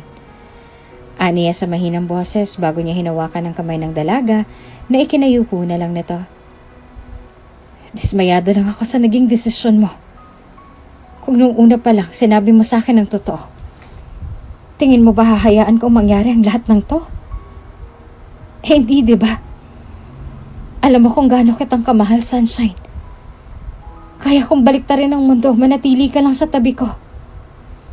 Walang ibang nagawa si Sunshine kung hindi ang bumaling ng tingin sa kanya. Bago pa man masundan ni Ismael ang sasabihin niya ay may humatak na kay Sunshine palayo sa kanya. Hindi na rin naman siya nagtaka pa nang makita niyang matandang yon na ngayon ay kunot noon ang nakabaling sa kanilang dalawa. Anong meron sa inyong dalawa? Galit niyang sambit. Evander siya si... Hindi na nagawa pang dagdagan ni Sunshine ang sasabihin niya. Nang sandaling kalad ka rin siya ni Evander paalis sa lugar na yon. May mga kasamang tauhan sa Evander ng mga sandaling yon, kaya naman hindi na rin naman nagawa pa ni Ismael naman laban, lalo na nang sandaling bantayan siya ng tingin ng mga tauhan nito. Pagka-uwi pa lang nila sa bahay, mabilis nang binato ng matandang yon si Sunshine pabagsak sa kama nilang dalawa. Hindi na rin naman nagawa pa ni Sunshine naman laban ng sandaling sabunutan siya ni Evander, dahilan upang mapaliyad pa siya mula sa pagkakadapa sa kamang yon. Sinong lalaking yon, Sunshine? Tanong nito, na animong galit na galit pa sa nasaksihan kanina. Isa ba yan sa mga lalaking kinakalantaryo mo sa tuwing wala ko? Ha? Evander, boss ko lang siya sa dati kong trabaho. Aniya bago siya napapikit ang dahil sa rahas ng pagkakasabunot nito sa buhok niya. Nangangamusta lang siya. Please, wala kaming relasyon, okay? Nang dahil sa narinig ay walang ibang nagawa ang matanda, kung hindi ang mabilis at marahas na dagukan si Sunshine na ikinapikit na lang nito. Halos makahinga rin siya ng maluwag nang sandaling bitawan siya ng matandang yon bago ito umalis sa likuran niya. Siguraduhin mo lang. Dahil sa oras na malaman kong may relasyon kayong dalawa, hindi talaga ako magdadalawang isip na ipaligpit kayong dalawa ng lalaki mo. Banta nito sa kanya na tahimik niya na lang na ikinaluha. Tandaan mo ang dahilan kung bakit ka naririto ngayon sa bahay ko, Sunshine. Binili kita. Binili ko ang buhay niyong dalawa ng nanay mo. Kaya wag mo akong susubukan. Dagdag pa nito, bago ito nagdesisyong tumalikod at lumabas na nga ng kwarto niya. Nang araw ring yon na hindi naman nagtaka pa si Sunshine ng sandaling iwanan siya ni Evander sa kwarto na lang yon. Hindi na rin naman siya nagtaka pa ng sandaling mapagtanto niyang nakalock na ang pinto ng kwarto nila at tuluyan na nga siyang kinulong ng asawa niya roon, kaya naman wala na siyang ibang nagawa kung hindi ang mapabuntong hininga na lang sa nangyari. Sa kabilang banda naman ay halos mapatutop si Ismael sa sarili niyang bibig na makita niyang reports na ibinigay sa kanya ng sekretarya niya tungkol kay Sunshine at sa asawa nito. Ano pong gusto niyong ipagawa sa akin ngayon, sir? Tanong ng sekretarya niya habang nakatitig kay Ismael na ngayon ay animong malalim pa ang iniisip. Gusto niyo po bang utusan ko ang mga tao niyo na ipaligpit ng matandang yon? Hindi na kailangan, dahil may gagawa na nun para sa atin. Sagot ni Ismael sa kanya na marahan naman itong tinanguan. Sa ngayon, I want you to save her. Pay that man the 3 million fine. Pagkatapos nito ay ayusin mo ang penthouse ko sa Dewey. Within this week, kailangan ko na siyang mailipat sa lugar na yan. Dagdag pa ni Ismael na animong sigurado na sa mga plano niya para sa dalaga. Walang ibang nagawa ang sekretarya niya kung hindi ang tumango na lang at gawin na lahat ng ipinag-uutas sa kanya ni Ismael. Tulad niya ng sinabi ni Ismael, ilang araw lang nakalipas ay tuluyan nang pinatumba ng mga sindikato si Evander. Hindi na rin naman iyon ipinagtaka pa ni Sunshine dahil talaga nga namang maraming kalaban ng matandang yon. Sa kabilang banda, wala naman siyang ibang naramdaman ngayon kung hindi ang tuwa at malalim na pagkabuntong hininga dahil sa wakas ay malaya na siyang dalaga. Naghahanda na siya sa pag-alis sa mansyong yon ng mga oras na yon. Nang sandaling mahinto siya sa pagsasalansa ng gamit, nang sandaling makatanggap siya ng tawag mula kay Micaela. O, napatawag ka, Micaela. Aniya nang sinagot nito ang kabilang linya. May problema ba? Oo, Sunny. Nabalitaan ko nga palang nangyari sa asawa mo. Dapat ko bang sabihin ng condolence o deserve? Anito na mahina niyang tinawanan. Pwera biro, kailangan kita rito ngayon sa The Coastal. Pwede ka bang pumunta rito ngayon? Ngayon mismo, Sunny, dahil may iniwang sulat si Evander sa'yo bago siya nawala. Hindi alam ni Sunshine pero tila ba may masama na siyang kutob sa sinabi ng kaibigan niya. Kahit na may ideya na rin siya sa mangyayari, wala na rin naman siyang ibang nagawa pa kung hindi ang sundin ang pakiusap ni Micaela sa kanya. Hindi naman siya umaasa sa mga iniwang kayamanan at ari-arian ni Evander sa kanya, lalo na't wala naman silang kasunduan sa bagay na yon. Ang importante na lang para sa kanya ngayon ay ang makatakas mula sa arrangement na yon na mukhang hindi na rin mangyayari dahil sa iniwan nitong sulat kay Micaela. Ano? Gulat niyang tanong bago niya hinablot ang sulat kay Micaela at agad na binasa ang huling sulat ng asawa niya para sa kanya. Anong ako? Bakit ako? Hindi ko alam, Sunny. Siyang may sulat niyan. Nandito lang ako para mag-abot. Sagot ni Micaela sa kanya bago niya nilingan si Sunshine na ngayon ay walang ibang nagawa kung hindi ang bagsak na lang ang balikat na ibinaba ang huling sulat ng asawa niya. Ano? Hindi naman natin pwedeng baliwalain yan. Ano bang malay ko sa mga utang niya sa dati niyang boss? At bakit ako ang kailangang magbayad nun? Tanong niya bago siya sumandal at napaisip na lang sa kinauupuan niya. Wala to sa napagkasundoan naming dalawa, Micaela. Labag sa pinirmahan kong kontrata na ako ang sasambot sa lahat ng utang na iniwan niya sa dati niyang boss. Hindi pwedeng ganito. Hindi naman natin pwedeng baliwalain ang sulat niyang yan, Sunshine. Baliktarin mo man o hindi, makukulong ka kung tatakbuhan mo yan. Sagot ni Micaela sa kanya na ikinabagsak na lang ng mga balikat niya nang dahil sa labis na dismaya.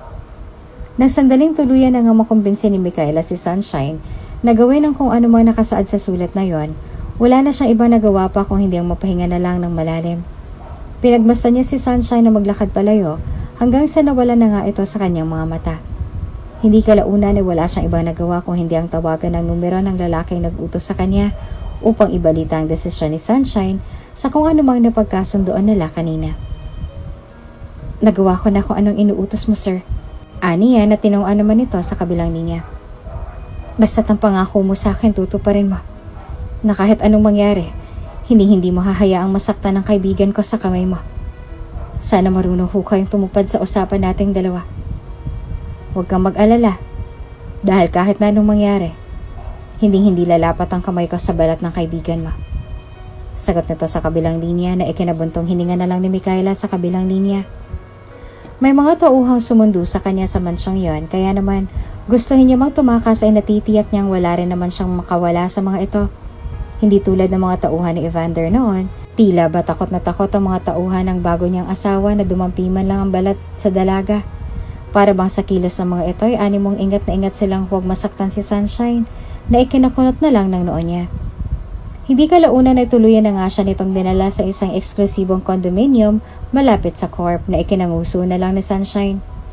Habang naglalakad sila patungo sa pinakataas na bahagi ng condominium na yon, hindi maiwasan ni Sunshine ang makaramdam ng takot. Unti-unti na ring dumaloy ang luha sa gilid ng mga mata niya, kaya naman walang ibang nagawa ang mga bodyguard na nakasunod sa kanya na lihim na lang na mapatingin sa isa't isa. Huwag po kayong mag-alala, ma'am. Mabait pong tao si sir. Paninigurado ng guard nang hindi na nito makayanan ng lihim na pag-iyak ni Sunshine nang sandaling bumukas ang pinto ng elevator. Alam din po namin na hindi kayo pababayaan ng boss namin. Sinasabi niyo lang yan dahil boss niyo siya. Saad ni Sunshine na nakangiti na lang na inilingan ng dalawang lalaking kasama niya. Hindi kalaunan ay tuluyan na nga nilang binuksan ang pinto ng penthouse na yon. Sila naghatid kay Sunshine papasok sa loob patungo sa salas, dalang mga gamit niya. Nang masigurong okay na roon ang dalaga, ay wala silang ibang nagawa kung hindi ang magpaalam kay Sunshine bago sila tumalikod at tuluyan na ngang umalis sa lugar na yon. Sa kabilang banda naman ay walang ibang nagawa si Sunshine kung hindi ang tumayo mula sa kinauupuan niya at agad na nga nagtungo sa bintanang gawa sa salamin.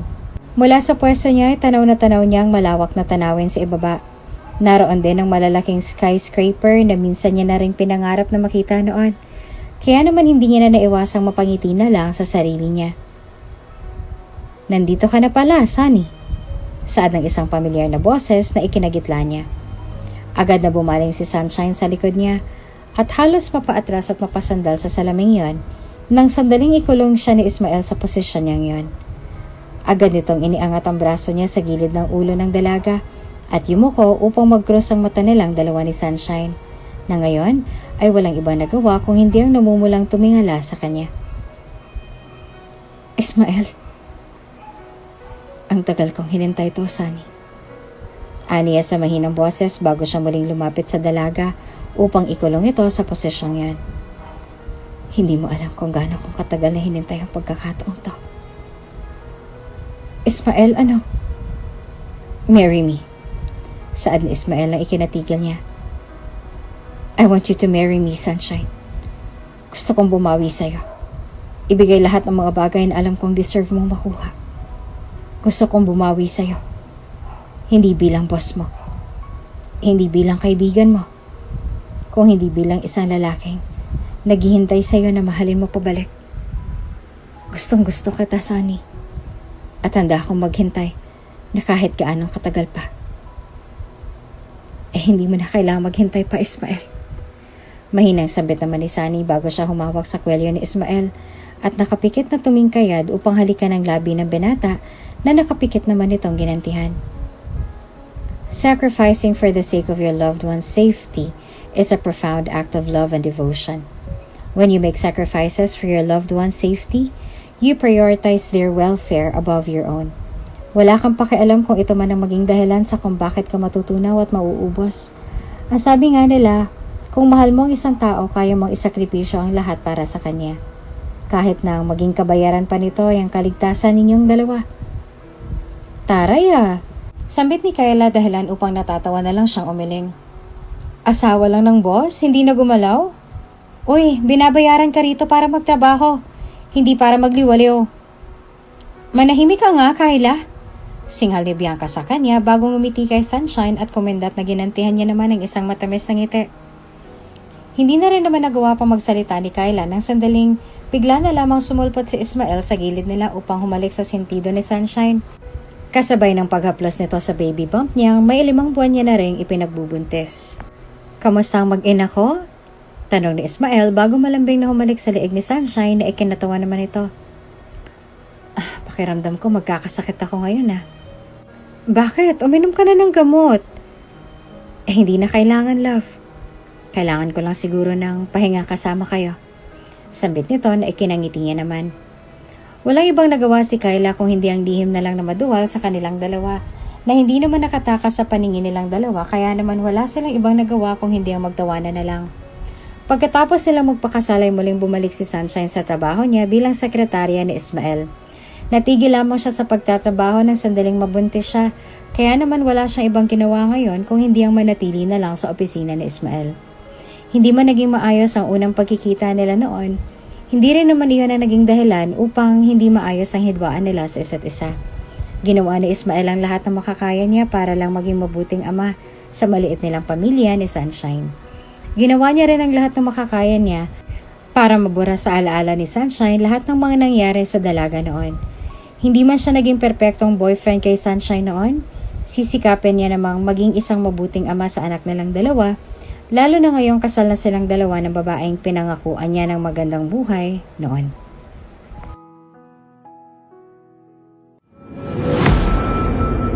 Kung bago ka pa lang sa channel na ito, Ate Jane TV, huwag kalimutang pindutin ang notification bell and subscribe button.